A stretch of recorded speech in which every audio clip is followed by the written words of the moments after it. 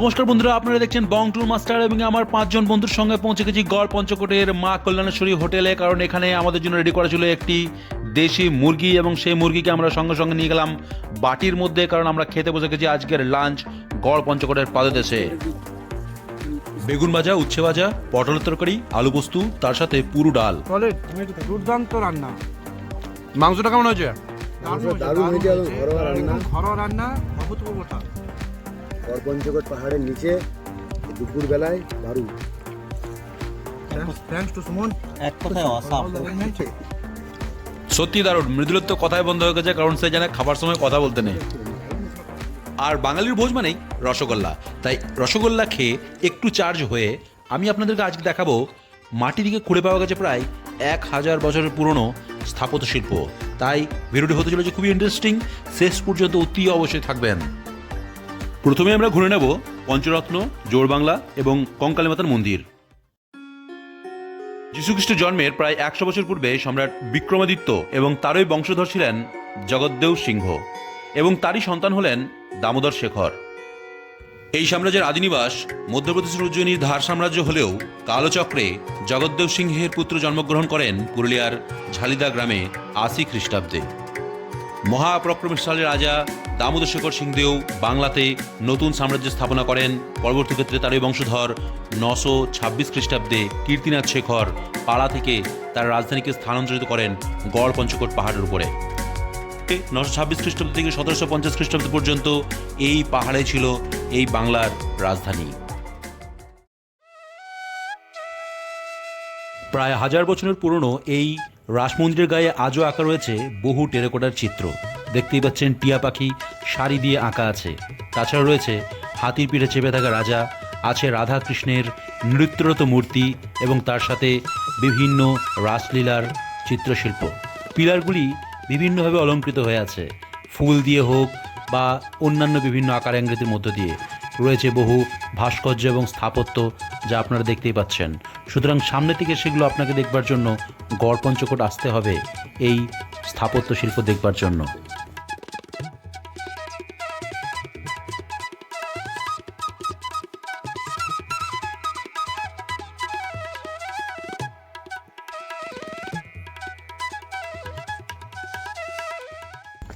প্রাচীন এই রাসমন্দিরে কোনো বিগ্রহ ছিল না, কিন্তু স্থানীয়রা এখন একটি রাধাকৃষ্ণের মূর্তি রেখেছে। তাই দয়া করে এই মন্দিরে প্রবেশ করার সময় জুতো খুলে প্রবেশ করবেন। আমি মন্দির থেকে বেরিয়ে বাঁদিকে চলে গেলাম জোড়বাংলার দিকে। আসুন জোড়বাংলা পরিদর্শন করি। জোড়বাংলা হলো দুখানি দুচালা বাংলার কুটির ঘর পাশাপাশি জুড়ে দিলে যা হয় তাই হলো জোড়বাংলা। এর একটি বাইরের বারান্দা অংশ রয়েছে এবং একটি ভেতরের দিকে বিগ্রহের মূল ঘর রয়েছে।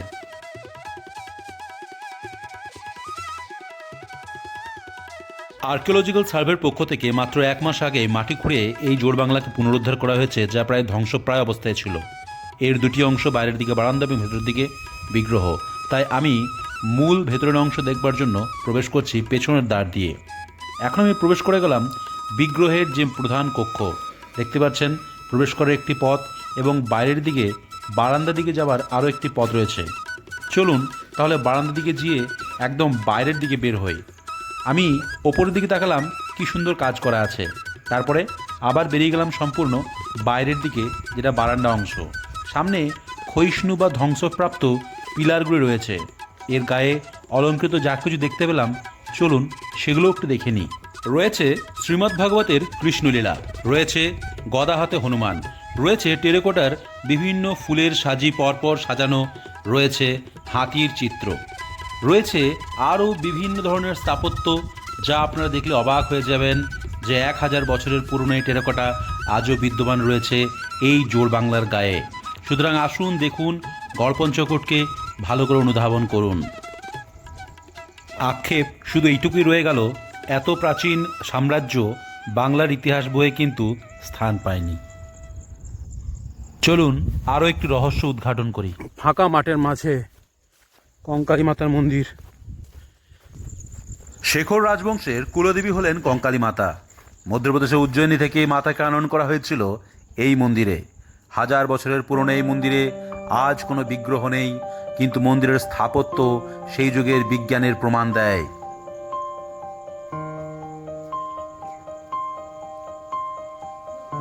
ধ্বংসপ্রাপ্ত এই মন্দিরের কারুকার্য সত্যিই চোখে পড়ার মতো। আমরা বাঙালিরা বহু অর্থ ব্যয় করে দক্ষিণ ভারত তো উত্তর ভারত যাই বহু প্রাচীন মন্দির দর্শন করতে। আসুন না আমরা সকলে মিলে হাত লাগিয়ে এই পুরনো মন্দিরকে ইতিহাসের পাতায় তুলে ধরি, কারণ এই স্থাপত্য এবং মন্দির সেই ইতিহাসের স্বাক্ষর প্রমাণ হয়ে রয়েছে যে সময় ভারতবর্ষে ইংরেজ এবং ইসলাম ধর্মের প্রবেশ পর্যন্ত হয়নি। পাহাড়ের কোলে এই জীর্ণ মন্দির পুনরুদ্ধার নিশ্চয়ই আপনার মনটিকে ছুঁয়ে গেছে। তাই চলুন গড়পঞ্চকোটের বাকি অংশগুলো আমরা একটু ঘুরে দেখি।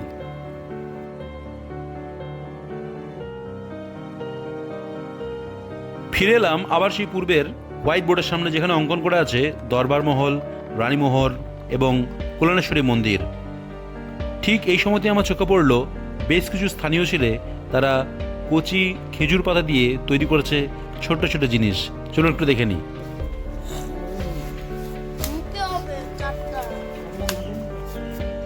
আর পাশেই দোকানে বিক্রি হচ্ছিল পুরুলিয়া জেলার ঐতিহ্য ছৌ নাচের মুখোশ। সুতরাং আপনি এখানে এসে খালি হাতে ফিরে যাবেন না কিন্তু। বর্ষাকালে ঝোপঝাড়ের মধ্যে শুধু ভয় একটাই, সর্পদেবের। আমি চললাম দরবার মহলের দিকে। দেখতে পাচ্ছেন ওই যে সামনে পিলারের মধ্যে দেখতে পাওয়া যাচ্ছে, ওটাই হচ্ছে দরবার মহল। যদিও এখানে মহলের শুধু মোয়াটাই দাঁড়িয়ে আছে, হল বলে কিছু নেই, কারণ উপরে ছাদও নেই, কোনো দেয়ালও নেই, শুধু দুটো পিলার মাঝে আছে যা তিনটে দরজার সৃষ্টি করেছিল, সেটাই এখানে দেখতে পাওয়া যাচ্ছে। আপনারা ভালো করে দেখতে পাচ্ছেন, এবং প্রত্যেকটি পিলার 4টি করে শাখা পিলার দ্বারা গঠিত। মাটির মধ্যে পড়ে আছে বেশ কিছু পিলারের ধ্বংসাবশেষ। যদি পরবর্তী ক্ষেত্রে আর্কিওলজিক্যাল সার্ভে থেকে আরও কিছু পুনরুদ্ধার হয়, আমি অতি অবশ্যই এখানে এসে পরে আপনাদেরকে সেটি ভিডিও করে দেখাবো। তাই চলুন এখন আমরা চলে যাই রানীমহলের দিকে। গড়পঞ্চকোটের পাদদেশে রানীমহল একটি ঐতিহ্যপূর্ণ স্থান, কারণ এই স্থান খনন করে পাওয়া গেছিল বিভিন্ন প্রাচীন আসবাবপত্র এবং তার সাথে বিভিন্ন মূর্তি। দেখতে পাচ্ছেন একটি মূর্তি রাখা আছে, যেটি হনুমানের মূর্তি। এছাড়া কিছু বিষ্ণু মূর্তিও পাওয়া গেছিল, যা ব্লক অফিস থেকে তুলে নিয়ে যাওয়া হয়েছে। চলছে আরও রিসার্চ, এবং দেখতে পাচ্ছেন সামনে দোতলার জন্য একটি সিঁড়ির ব্যবস্থা রয়েছিল, যা এখন প্রায় ভগ্নাবশেষ অবস্থায় রয়েছে। চলুন আরও একটু ওই দিকে যাই, যেদিকে আরও পিলার দেখতে পাওয়া যাচ্ছে। আমি সেই দিকেই গেলাম এবং সেগুলোকে ছুঁয়ে দেখলাম নিজের হাতে। এগুলো রিসেন্টলি পাওয়া গেছে, 1 মাস আগেই মাটি থেকে সম্পূর্ণরূপে পুনরুদ্ধার করা হয়েছে। এর কেবলমাত্র উপরের অংশেই বহু যুগ যুগ ধরে পড়েছিল, কিন্তু আমাদের আরও বেশি তৎপর হওয়া উচিত ছিল এই জিনিসগুলো, তাহলে হয়তো আরও অনেক বেশি করে আমরা খনন কার্য করে পেতাম।